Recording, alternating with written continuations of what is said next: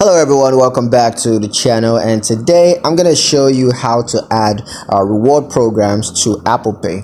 Alright, if you've been wondering how to add reward programs to Apple Pay, then this video is gonna help you out. It's gonna be a really quick one, just gonna give you guys a step-by-step guide on how to get this done. So let's not waste any time at all, let's get straight into it. Now the first thing you're gonna do is to open the wallet app. So you want to just find the wallet app on your iPhone and open it up.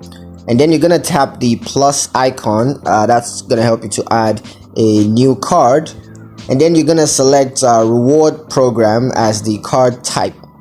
And next you need to enter the reward program's details, including the program's membership number, and then just verify the program with the reward program provider. And yeah, that's pretty much it on how to add reward programs to Apple Pay. I hope you guys liked the video. Hope you found the information useful enough. If you did, like the video, comment down below, let me know what you thought. Share the video with your friends and subscribe to the channel if you haven't done so already, and I'll see you guys in the next